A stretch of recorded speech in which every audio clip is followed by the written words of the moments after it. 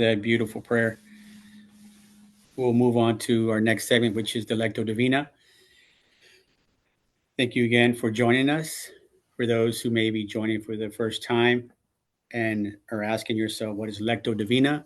That is Latin for divine reading. And basically, it's a fancy word to sit there and just listen to what God has to tell you through Bible verses. So tonight's Bible verse will be Colossians chapter 1, verse 16. Again, that's Colossians chapter 1, verse 16.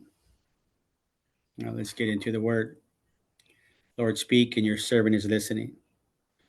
For in him all things in heaven and on earth were created, things visible and invisible, whether thrones or dominions or rulers or powers. All things have been created through him and for him. Word of the Lord. Thanks be to God.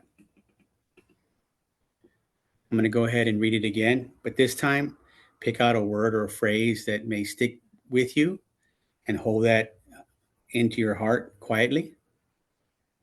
So, Lord, speak, and your servant is listening.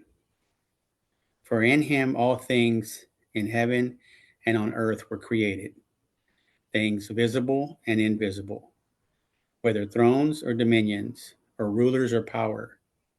All things have been created through him and for him. Word of the Lord. Thanks be to God. So right now, that phrase or words that stuck with you, right now, I just ask you to close your eyes and open your heart and listen to God. What is he trying to tell you through that verse? And we'll come back and share.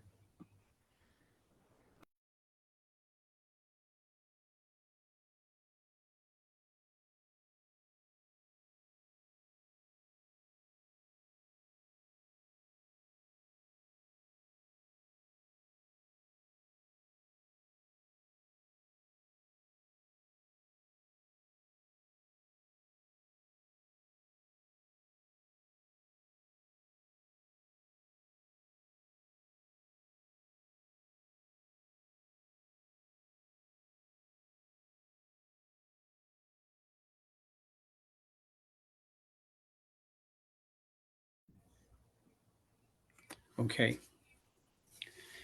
I will go ahead and start off the sharing.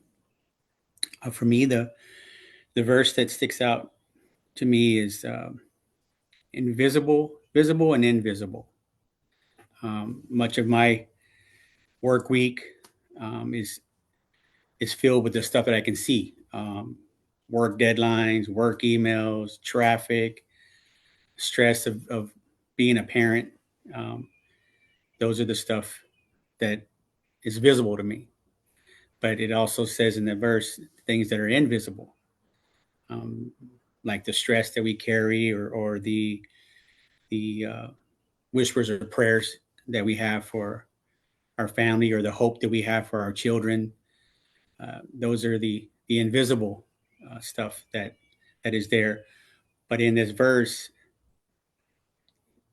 it's telling us that Christ is Lord over all those things. And, even he says rulers, he's over that as well. I mean, right now, with what's going on with the politics in this country, um, with the chaos that's going on, it's still a reminder from this verse that he is over everything. So you may be stressing out, you may be tired. Give that exhaustion to Christ. Your finances might not be correct. Put it in his hands. It's just a reminder for myself that whatever we're going through, whatever we seem to think things are hopeless, Christ has his hand in everything. So just a reminder that to keep hope, to let you know that he's there for you, and to continue to believe and trust in him. That's basically what this verse is wanting us to do, is to make sure that we trust in him. Anyone else like to share?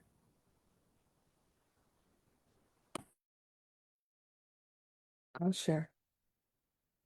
So for me, the words, for in him all things were created in heaven and in earth, on earth.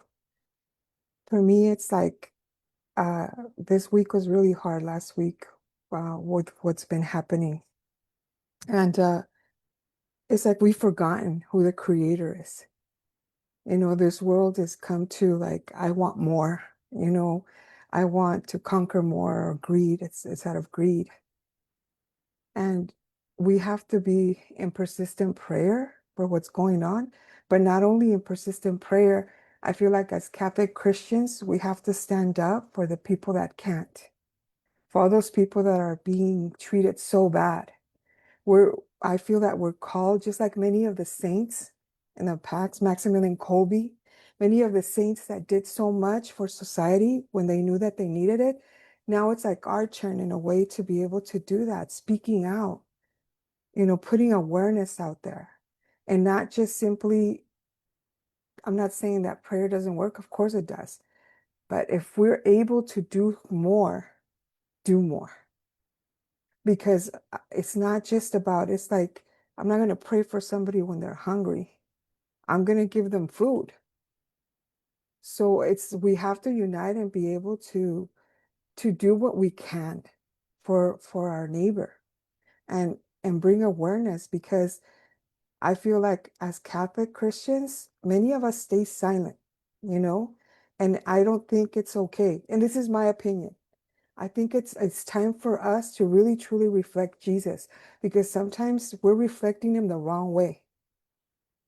Many we've been accused because of Christianity that this is happening because of the voting. And that's not Jesus's fault. That's our fault. We made the choice, right? And I think we give Jesus the bad name. We represent him the wrong way. And we have to learn that we have to represent him the right way. How did Jesus love? Who did Jesus care for? How did Jesus treat people? He didn't just treat the ones that believed in him. He didn't cure just the ones that believed in him. He cured everyone that needed it.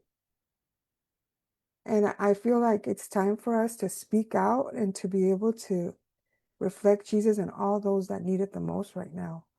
In any way that we can, by donating, by, if you can't go protest, by protesting in a safe way, not fighting, not with violence, but with peace, by voting, by doing things that we can for our neighbor if we know that they're in a situation where they can't go out or go get food. So we need to do more, and we need to reflect that this world was God's creation. It's not Donald Trump's creation. Sorry, I'm going to mention him. It's God's creation. And as God's creation ourselves, we need to try to bring it back to who it belongs, which is Jesus. And that's how I took it, reflecting in the situation that's going on right now. And it's talking to me, like for me, I need to do more.